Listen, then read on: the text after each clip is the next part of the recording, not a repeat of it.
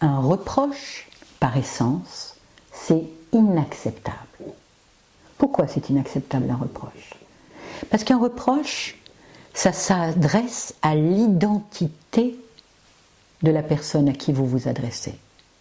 Or, l'identité, rien ni personne n'a le droit d'y toucher.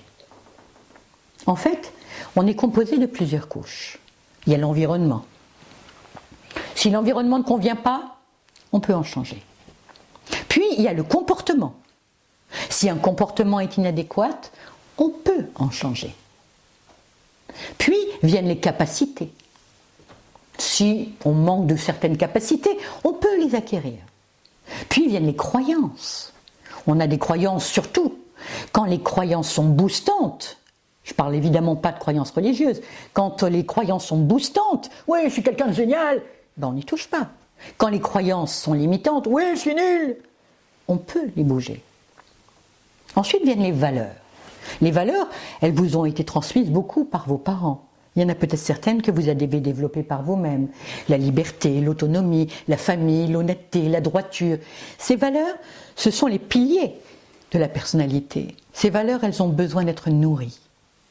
Et enfin seulement vient l'identité. Et ensuite, votre vision, votre mission, ce que vous allez en faire de cette identité. Donc, je vais vous prendre un exemple pour que vous compreniez mieux. Imaginez un enfant qui a loupé un exercice de maths. Alors replaçons à quel niveau c'est. Un exercice de maths, on est d'accord, c'est des capacités.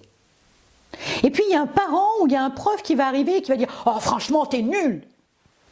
D'accord. Ce que le prof ou le parent a voulu dire, c'est au niveau de tes capacités, si tu bossais un peu plus, tu aurais les capacités pour avoir réussi ton exercice de maths.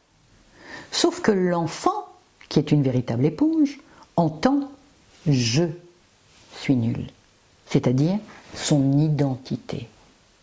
Et l'enfant prend tout à ce niveau-là. Je suis nul, je ne suis pas à la hauteur, je me justifie. C'est ce qui en fait des gens susceptibles. Il y a beaucoup d'adultes qui continuent à être susceptibles ou à continuer à fonctionner au niveau de l'identité. L'identité, rien ni personne n'a le droit d'y toucher. Qui vous êtes unique. Il y a plein de gens qui ont le même prénom que vous. Il y a plein de gens qui ont la même profession que vous. Plein de gens qui habitent dans la même rue que vous. Mais il n'y a qu'un seul vous. Écoutez-moi bien, regardez-moi bien. Vous êtes unique. Unique dans vos forces, dans vos faiblesses, dans vos qualités, dans qui vous êtes. Ce vous, personne n'a le droit d'y toucher.